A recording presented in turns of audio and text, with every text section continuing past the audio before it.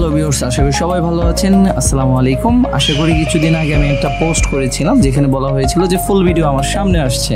তো আজকে সেই ভিডিওটা অনেক দেরি হলো, কারণ বুঝেনি তো একটা ভিডিও এডিট করতে অনেক সময়ের ব্যাপার এবং অনেক সময় লেগে যায়।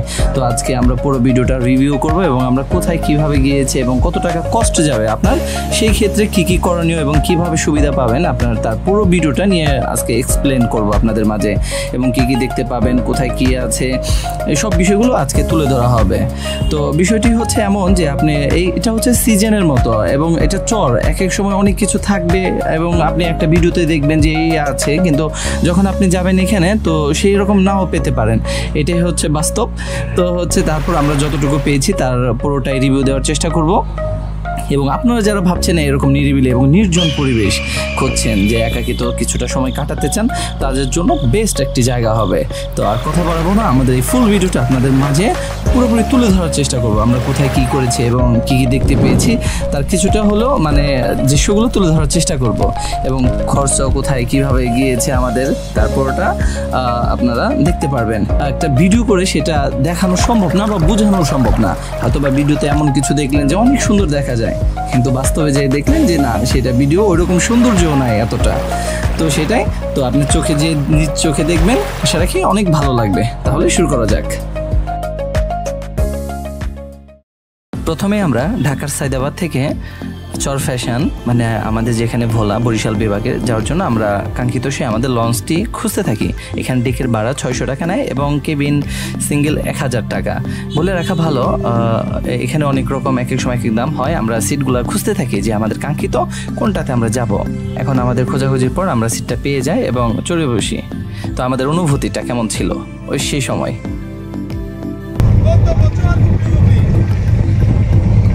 অনুভূতি কেমন? অনুভূতি খুবই সুন্দর, বাতাস পরিষ্কার, নির্মল বাতাস। এরকম জার্নি কি আবার হবে? সবাই মিলে প্রথম জার্নি, খুব ভালো লাগতেছে, অনেক ভালো লাগতেছে। কারণ আমরা রুমে যাই, মনে হচ্ছে ভাষায় প্রকাশ করার মতো না। আমরা এই ছাদে সারা থাকতে সুন্দর জার্নি। তোমার কেমন লাগতেছে? হ্যাঁ, অনেক ভালো। আবার কি আশা হবে? দোয়া চাই যাতে আমরা সুন্দরভাবে আবার আমাদের ভ্রমণ শেষ করে যাতে আবার আমাদের পরিবারের কাছে ফিরে আসতে পারি।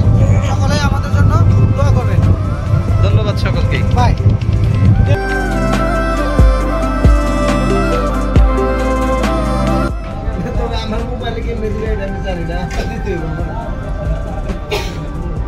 আমরা বসছি এখানে, আসলে আমরা খেতে বসছি।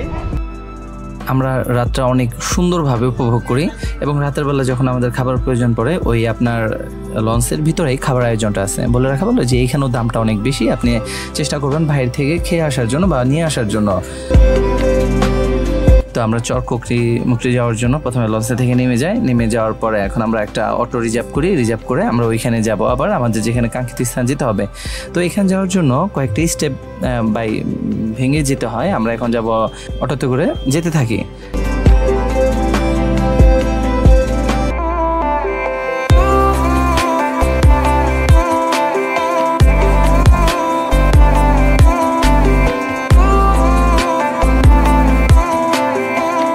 কুকরিমুকরি বন্যপ্রাণী অভয়ারণ্য বাংলাদেশের সবচেয়ে বৃহত্তম দ্বীপ ভোলা জেলায় অবস্থিত একটি সংরক্ষিত বনাঞ্চল এবং বন্যপ্রাণীর অভয়ারণ্য।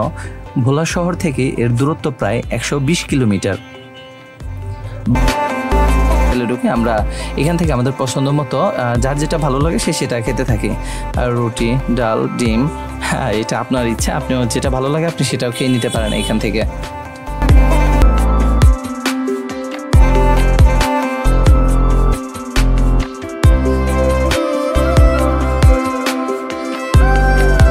আমরা আসি সেই আমাদের ঘাটে একটি স্থানে। এখানে লঞ্চে হচ্ছে জনপ্রতি 40 থেকে 50 টাকা নিবে এবং স্পিড বোটে 200 টাকা করে নিবে। তো আমরা দেখতে থাকি এবং দামাদামি করতে থাকি যে এটা কত নেয়। আসলে স্পিড বোটে দেখলাম যে সর্বশেষ এরা 200 টাকার কমে যাচ্ছে না। তো বাট কি করার, আর যেহেতু আমরা এনজয় করার জন্য আসছি এবং ঘোরার জন্য আসছি, যার জন্য আমরা স্পিড বোটেই রওনা দিয়ে সিদ্ধান্ত নেই সবাই মিলে যে না, এখন আমাদের স্পিড বোটে গেলে মনে হয় আমাদের জন্য এটা বেটার হয় এবং পরিবেশটা দেখতে দেখতে চলে যেতে পারবো। আমরা বঙ্গোপসাগর উপর দিয়ে যেতে থাকি, এক কথায় খুব সুন্দর জায়গা, এবং আমরা এটা খুব শব্দ এবং আশপাশে অনেক কিছু দেখা যায়, বন্য হরিণ যেগুলো থাকে সেগুলা দেখতে থাকি।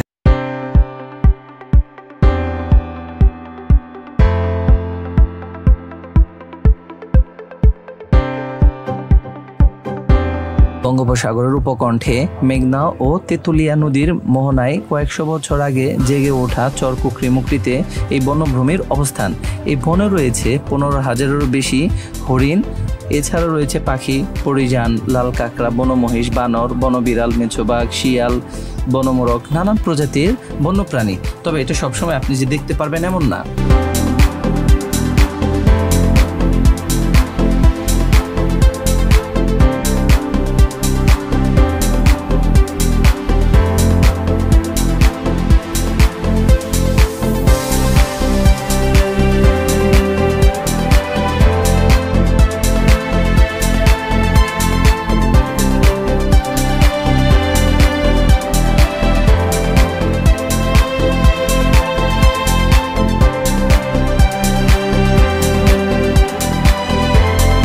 এটা দেখার জন্য আপনার গভীরে যেতে হবে, একদম এক কথা বলতে গেলে অনেকটা সময়ের ব্যাপার, হঠাৎ করে আপনার চোখে পড়বে, এবং যদি আপনি ভিতরে যান তখন হয়তো দেখতে পারেন। আমরা সবচেয়ে বেশি দেখেছি হচ্ছে একটা হরিণ দেখেছি, হরিণ কয়েকবার দেখেছি, আর হচ্ছে বেশিরভাগ শিয়াল দেখেছি।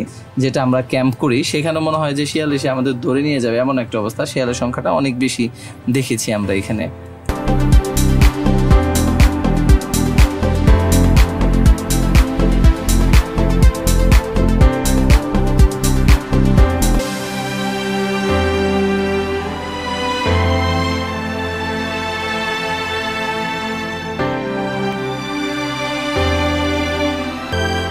থেকে নামার পরে আমরা সেই কাঙ্ক্ষিত স্থান যাওয়ার জন্য আমরা প্রথমে ফটো সেশন করে নেই আমাদের মতো করে, যাতে করে আমরা এই স্মৃতিগুলোকে ধরে রাখতে পারি। হ্যাঁ, আবার সে আগের মতো এখান থেকে নামার পর একটা অটো আমরা রিজার্ভ করি, যার জনপ্রতি আমরা টোটাল 6 জন ছিলাম। আমাদের এখানে হচ্ছে 40 থেকে 50 টাকার মতো মেবি নেয়।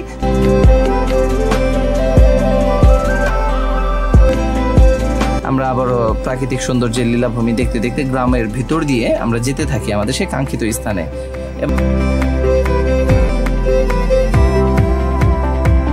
এবং একটা সময় যখন নেমে আমরা হাঁটতে থাকি, এখানে অনেক পুল পাওয়া যায়। আসলে রাস্তাটি সংস্কার করা উচিত, ভিতর কাজ ধরেছে দেখলাম।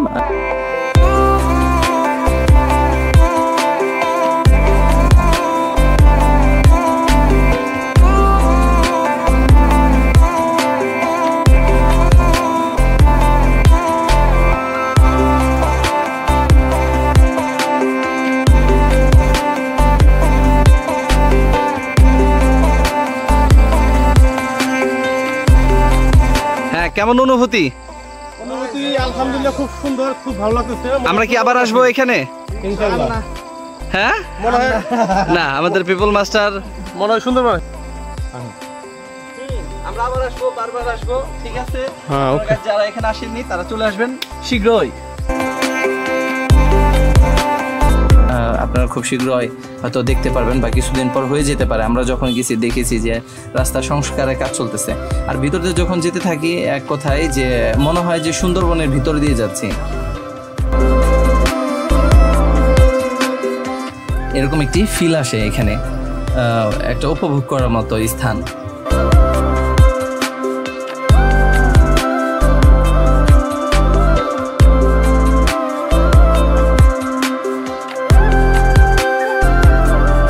তাহলে সুজন সাহেব, আপনার কি মতামত থাকলে বলেন। না, আমি সবসময় পিছিয়ে থাকি, আমি ক্যামেরার আড়ালে থাকি, যার জন্য আমার একা সপ্তাহে নেওয়া হয়। তবু আমি খুশি, স্যাটিসফাই আমি। ঠিক আছে, ওকে। এখন তোমার কাছে কি মনে হচ্ছে, আমরা কি সুন্দরবনে আছি নাকি আমরা ভোলা আছি? ফিল একদম সমুদ্রে, মানে সুন্দরবনে আছি। যাওয়ার তুলনায় খুব সমস্যা নাই। এই জঙ্গল পার হওয়ার পরে আমরা পাবো ইনশাল্লাহ সমুদ্র পাবো, একদম ন্যাচারাল। যাদের মনে একদম শহর থেকে একদম ক্লান্ত লাগে, তারা আপনারা চাইলে এদিকে ঘুরতে আসতে পারেন, একদম ফ্রেশ, নেটওয়ার্কের বাইরে আর কি। হ্যাঁ, একদম নেটওয়ার্ক বাইরে।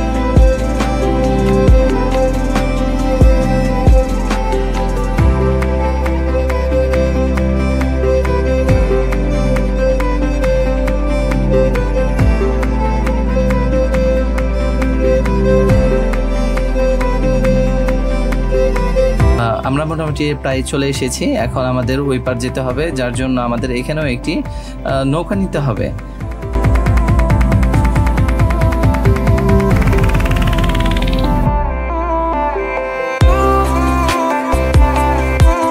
নৌকাতে ভাড়া কত নিয়েছে মনে নাই, একদম সীমিত পরিমাণেই আমরা ওই পার যেতে থাকি আমাদের কাঙ্ক্ষিত স্থানে। এই ভিডিওটা আমি যখন আসি এখানে ইউটিউবে অনেক দেখেছি, তো তারপর আমরা সরাসরি সেটা দেখতে পারি। এখানে হচ্ছে ওয়াচ টাওয়ার, এখান থেকে আপনি পুরো দৃশ্য ভিউগুলো আপনি এখান থেকে দেখতে পারবেন।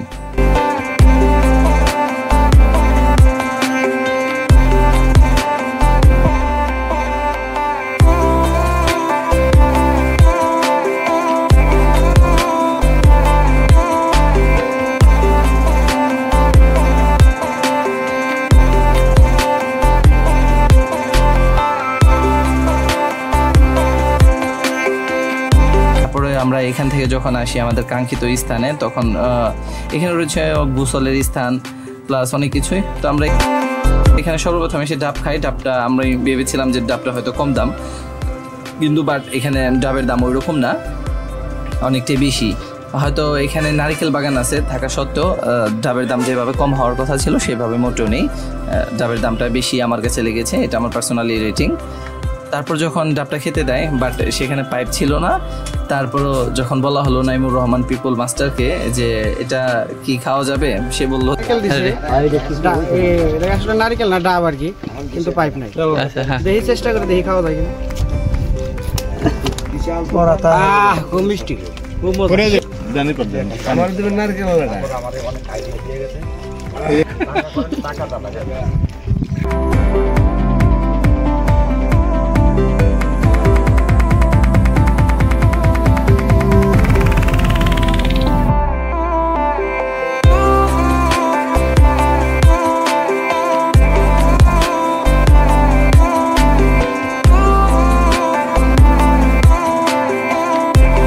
যাওয়ার পর আমরা আমাদের ক্যাম্পগুলো দেখে নিই, তাবু যে কোনটাতে আমরা থাকবো, ক্যাম্প করব। এখানে বলে রাখা ভালো যে অনেক রকম থাকে, কয়েক প্রকার। আপনি ভাড়া নেওয়ার পূর্বে আপনার ম্যান কয়জন, কিভাবে থাকতে চান, সিঙ্গেল থাকতে চান নাকি আপনারা গ্রুপ মিলা থাকতে চান, এখানে দেখে নেবেন। আসলে বড়গুলো নিলে হচ্ছে যে ভিতরে যখন আপনি থাকবেন তখন বাতাস যাবে না। আমরা এই যে সিজনে আমাদের যাওয়া হয়েছে এটা হচ্ছে গরমের সিজন, তো বাতাস যাতে যায় এরকম দেখে আমরা 2 জন থাকা যায় এরকম একটা বেছে নিই যেখানে আমাদের থাকতে সুবিধা হয়।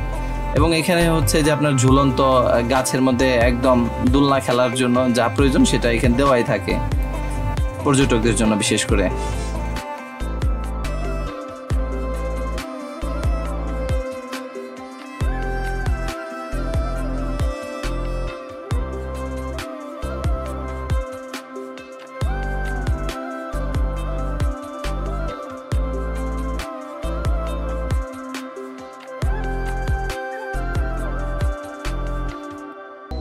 আমরা কি তাবুটা অবশেষে পেয়ে গেছি? হ্যাঁ, তাবু পেয়ে গেছি। কি ফিল কেমন? খুবই সুন্দর ফিলিং ভাই, আপনার ফিল কেমন হচ্ছে? তাবুগুলো খুবই ভালো, অনেক অনেক অনেক সুন্দর। ভাই রাতের বেলা কেমন এনজয়? আমি তাবুর ভিতরেই আছি, তাবুর ভিতরেই ভালোই লাগতেছে। লাইফে ফার্স্ট। আচ্ছা, রাতের বেলায় ভয় পাবেন না তো? না না, আমরা অনেকেই আছি তো। আচ্ছা, এই 3টা তাবু আমাদের, আমরা 6 জন থাকবো, আজকে রাত থাকবো ইনশাআল্লাহ।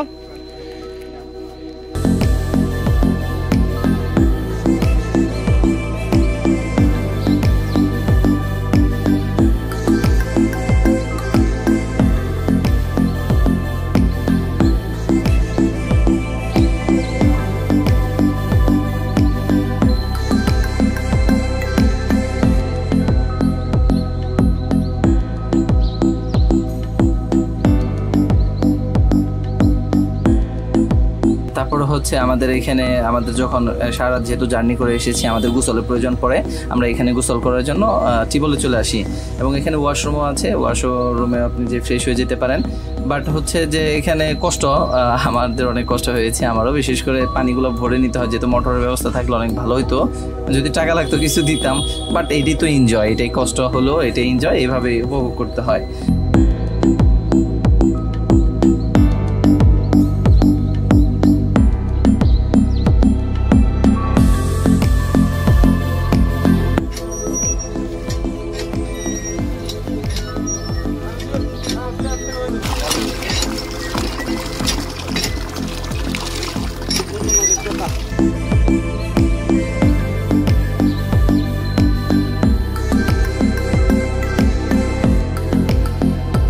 থাকি এখানে, যে যার মতো যতক্ষণ ভালো লাগে রেস্ট করতে থাকি, ঘুরতে থাকি। আর এখানে হচ্ছে যে খাবারের প্যাকেজ পাওয়া যায়, কিছু কিছু ভাই থাকে যা তাদের নাম্বারটা আমি দিয়ে দেওয়ার চেষ্টা করব, আমাকে মেসেজ করেন যে তারা হচ্ছে আপনাকে দায়িত্ব নেবে পুরোটা, কীভাবে আপনি কী কী খেতে চান তাদের অর্ডার করলে তারা আপনাকে খাবারটা এখানে এনে পৌঁছে দিয়ে যাবে।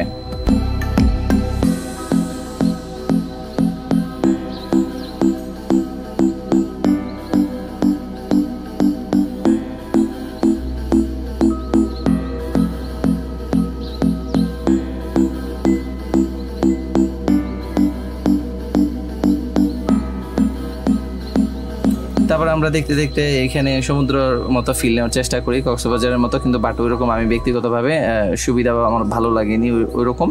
সবই যে ভালো লাগবে এমন না, তো বাট ভালো লেগেছে। তো এইখানে কক্সবাজারের মতো এই দ্বীপটাতে মানে কাদা ছিল অনেক, যেখানে আমি আমরা বেটার বা গোসল ওরকম এখানে করতে পারি নাই, তা না হলে এইখানে গোসল করতাম। বাট অন্য দ্বীপে খুব ভালো লেগেছে, সেখানে ভিডিও আসছে সামনে, আপনি দেখতে পারবেন। ওইখানে খুব ভালো লেগেছে, ওইখানে গোসল করেছি আমরা।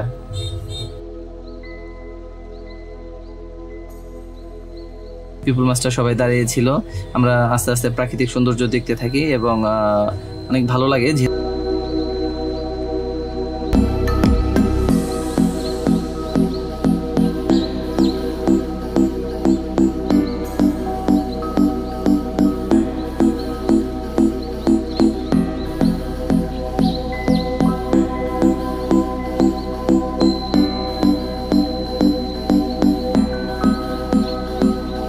ক্ষুদ্র ক্ষুদ্র বালুকণা, বিন্দু বিন্দু জল গড়িয়া তুলে মহাদেশ সাগর অতল, এটাই বাস্তব।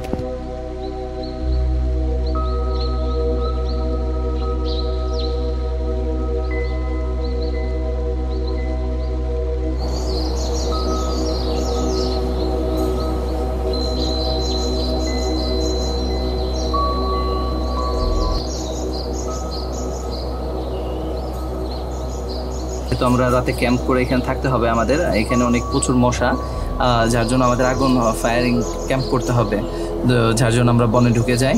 এবং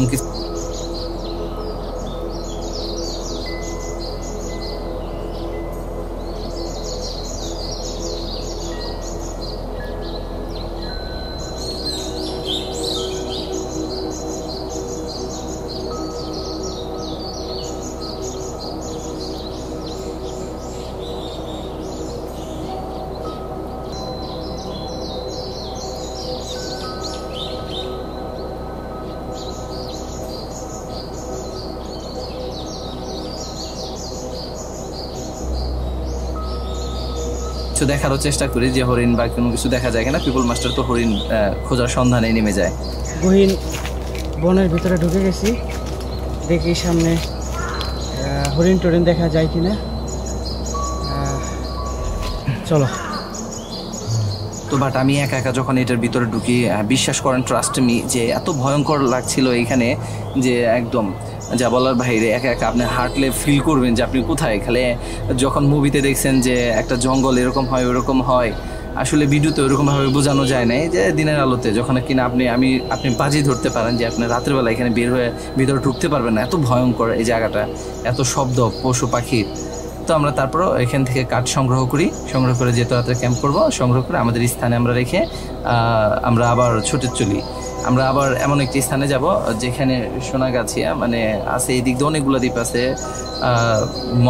মনপুরা, এইগুলো অনেক আছে জিনিস, সোনার চর হেয়ার।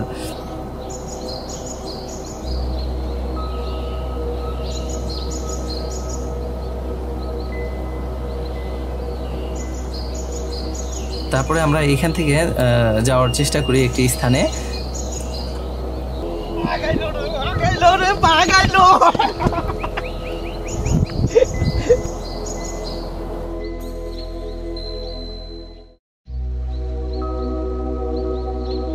আমরা যাব তারুয়া বিচ।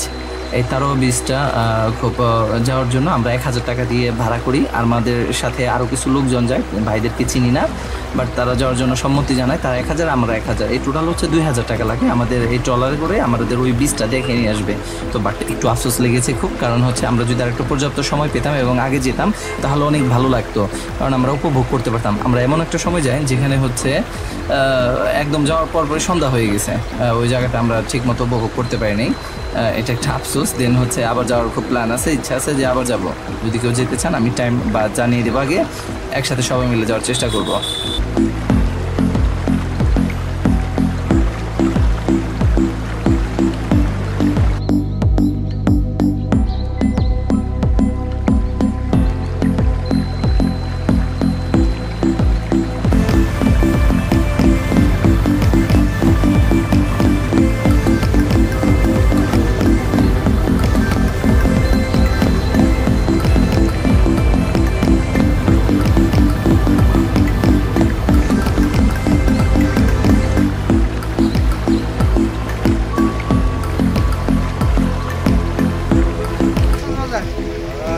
তাই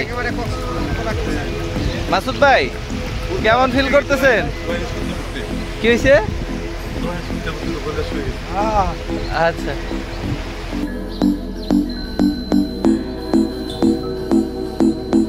তো এখানে সবাই যার যার মতে উপভোগ করতে থাকি স্থানটি, এবং আমি দৌড় প্রতিযোগিতাও দিই সাদ্দাম বন্ধুর সাথে।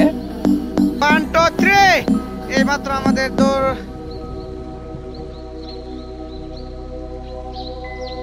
বন্ধু আমার একটা শখ নিচ্ছে খুব, আমার মন চাইতেছে আমি এই জায়গায় থাকি, আমি এই জায়গায় একটা জায়গা কিনি, ঘর এই জায়গায় থাকুম।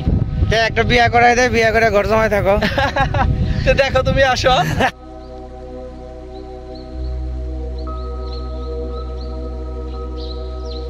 তারপরে হচ্ছে সবাই যার যার মন মতো ঘুরতে থাকে, আঁকা বাঁকা যে যার মতো ঘুরে।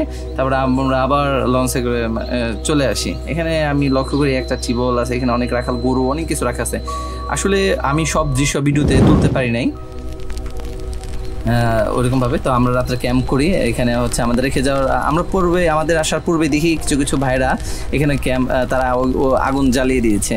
তো আমরা সবাই মিলে আগুন জ্বালাই, এবং রাতে যেহেতু আমাদের বারবিকিউ হবে, তো আমাদের আগুন এমনিও প্রয়োজন ছিল। তো আমরা সবাই আগুন জ্বালাই এবং উপভোগ করি, চারদিক দিয়ে থাকি। সেই একটা ফিল লাগে, চারদিকে অন্ধকার, শুধু আমাদের আগুনের আলোটাই শুধু এখানে আছে। হ্যাঁ, বলে রাখা ভালো, আমরা সবাই খুব ছিলাম, আমাদের মতো আর অনেক গ্রুপ ছিল, এদেরকে আমরাও চিনি না তাদের বাসা কোথায়, কিন্তু আমাদের সাথে সবাই খুব একসাথে হয়ে গেছি। আমরা একটা অপরিচিত জায়গায় যাওয়ার পরও এভাবে ক্যাম্প জ্বালিয়ে আমরা ছিলাম। রাতে আমাদের খাবার যা যা অর্ডার দিই, আমাদের খাবারগুলো চলে আসে এবং আমরা সেই খাবারগুলো খেতে থাকি। হ্যাঁ, আমাদের বারবিকিউ রেডি হচ্ছে রাতের বেলায়।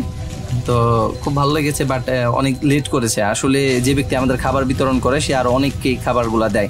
তো বাট তাদের দেওয়ার পর যখন আসে আমাদের কাছে, আমাদের অনেক সঙ্গী সাথী তারা ঘুমিয়েছিল একদম।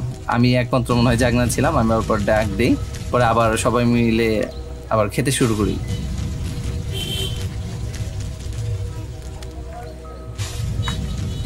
তো আসলে সব দৃশ্য বা সব বিষয় এভাবে ভিডিওতে তুলে ধরা যায় না, কারণ যেহেতু উপভোগের জন্য যাওয়া হয়েছে, বেশিরভাগ সময় ঘুরেছি, এনজয় করেছি। কারণ এরকম ইচ্ছা ছিল না যে পুরোটা ব্লগ আকারে ভিডিও করব। যদি এরকম ইচ্ছা থাকতো তাহলে হচ্ছে আরও সেট আপটা অনেক ভালো নিয়ে যেতাম। তো নেক্সট আশা রাখি যে আবার যদি যাই কখনো, তখন আমি এইভাবে আরও সেট আপ ভালো কিছু নিয়ে যাওয়ার চেষ্টা করব। বাট একটা ভিডিওতে এমনিতে অনেক লং ভিডিও হয়ে গেছে। সকাল হয় আমরা উঠি, সকাল হয়ে যায়, আমরা সকালে উঠে যাই। বাট হচ্ছে আপনার নেক্সট ভিডিও আমরা চর হেয়ার যাই, ওটা তো আরও সুন্দর, আমার কাছে মেবি আরও অস্থির ভালো লেগেছে। সেই ভিডিওটা নেক্সট ভিডিওতে আসতেছে, কারণ একটা ভিডিওতে এত লং হয়ে গেলে মানুষ দেখতে চাইবে না। আর এমন হয়েছে যে কোন ভিডিও বাদ দেবো বা কার শর্টটায় কেটে দেবো, তার অনেক ভিডিও কেটে দিয়েছি এইটুকু বানানোর জন্য। তো সবাই ভালো থাকবেন, আল্লাহ হাফেজ।